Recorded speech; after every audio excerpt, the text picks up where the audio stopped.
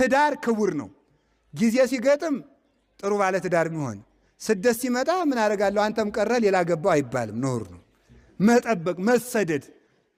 መነኩሴ እኮ ለቆቡ እንደሚሰደድላት እናንተም ትሰደዳላችሁ ማለት ነው።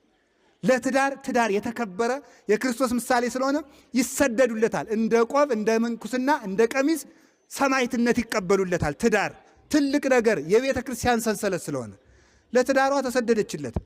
አሁን እንዲያው ከእናንተ መካከል ለትዳሩ የሚሰደዳል?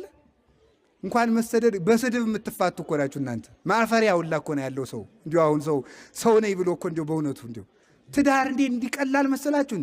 ትዳር እኮ የህብረት ስራ ማህበር እኮ አይደለም፣ የተከበረ እኮ ነው። ስንፈልግ እቁብ ነው በሉ እንግዲህ እኔም ቤል ስራ ስላሰብኩ እቁብ ልወጣ ነው የሚባል ይሄ ነው። እንዲሁ ትዳርን ያህል ነገር በስድብ መፋታት፣ በሆድ መፋታት፣ በነገር ስራ መፋታት ነውር ነው። እናቶቻችን ለትዳራቸው ይሰደዱ ነበር። ያገባችሁም ትዳራችሁ እንድታከብሩ እግዚአብሔር ይርዳችሁ። ከዚያ በኋላ ተመልከቱ፣ ተሰደደች። ኋላ የቅዱስ መርቆሬዎስ አባት መጥቶ ተቀመጠ። እሱም ሌላ ለግባ አላለም፣ ተቀመጠ። ሌላ ጦር ተነሳና ሄደ። ሌላ ጦር ተነስቶ ደግሞ ሲሄድ የእግዚአብሔር ፈቃድ ነውና ተማረከ የቅዱስ መርቆሬዎስ አባት። እሷ መርቆሬዎስን ይዛ ተሰዳለች። ለካ እሷ ተሰዳ የሄደችበት አገር ነው ከቅዱስ መርቆሬዎስ አባት አገር ጋር ጦርነት የገጠመ። ኋላ ባሏ ተማርኮ ወደ ማን ሄደ? እሷ ወደ ተሰደደችበት አገር። ትዳርን የሚጠብቀው እግዚአብሔር ነው። ሰው በሀገር ስለተለያየ ትዳር አይፈርስም። ሕሊና ካላችሁ ማለት ነው። ትዳርን በቁጥጥር አትጠብቁትም። አንዳንዱ ሰው ትዳሩን በስልክ የሚጠብቀው ይመስለዋል። ደህና ነሽ፣ እንዴት ነሽ፣ ረቡዕ ዕለት የደወለልሽ ማን ነው ብሎ ትዳሩን የሚያስከብረው ይመስለዋል። አይደለም እኮ ትዳርን የሚጠብቅ ማን ነው? እግዚአብሔር ነው። ሴቶችም ወንዶችም ቅናታችሁን ማቆም አለባችሁ። የማይረባ ቁጥጥር ነውር ነው በእውነቱ ማለት ሴቶችን ወንዶች ሴቶችን ቢሆን ማናት የደወለችልህ? እንዴት በ4 ሰዓት ደወለችልህ? ለምን? እኔ ብዙ ባለ ትዳሮችን ሸምግዬ ስለማውቅ ነው። እንዴት በ5 ሰዓት ደወለችልህ? ለምንድን ነው ከእሷ ጋር ሻይ የምትጠጣ የሚሉ ሰዎች አሉ በእውነቱ ማለት ነው። እግዚአብሔር ካለ ጦርነት የላያየውን ትዳር እግዚአብሔር ግጥም አድርጎ መልሶ መስመሩን ሰራው በእውነቱ ማለት ነው። የሁላችሁም የፈረሰባችሁን ይስራላችሁ እግዚአብሔር።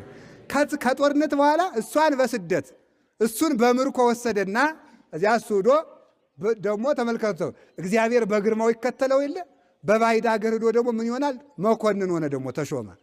ኋላ ተሾሞ ቤተ ክርስቲያን ሲሳለም አየችው ልጇን መርቆሬዎስን። እዛ ስታየው ባሏ ነው ነው ብላ በልቧ ያዘችና አንድ ቀን እሱ መኮንን ነው፣ ህዝቡን ሰብስቦ ከእንግዳ ቤት በዚህ ይህን ስሩ ቅጡ እያለ ስርዓት ሲያስተዳድር ሲሰራ ሲቀጣ አየችው። ልጇን ቅዱስ መርቆሬዎስን ሸልማ አልብሳ ሂድና እዚያ ከትልቁ ፈረስ ላይ ውጣበት አለችው። ከመኮንኑ ፈረስ ነው ሂዶ ወጣ። የማን አባቱ ነው ደግሞ ይሄ ከጌታችን ፈረስ ላይ የሚቀመጥ ብለው ሊመቱት አሉ። ቆይ እስኪ ተውት አለ። ክርስቲያን ነው እንግዲህ። እሱም ተቆጥቷል። የማን ልጅ ነው እንዲሚደፍረኝ ብሎ ተቆጥቷል። እንግዲህ ከዛ ሂዶ ተቀመጠ። ኋላ ሲል ቀረብ አለችና ጌታዬ አትቆጣ፣ አንተም ስደተኛ እኔም ስደተኛ አለችው። አንተም ስደተኛ እኔም ስደተኛ በቀስ አድርጋ ስትነግረው ነው። ሰውን ወደዚያ ሂዱ አለና ነይ እስቲ ብሎ እሷን እንዴት ነው ይሄን ነገር የተናገርሽው አላት።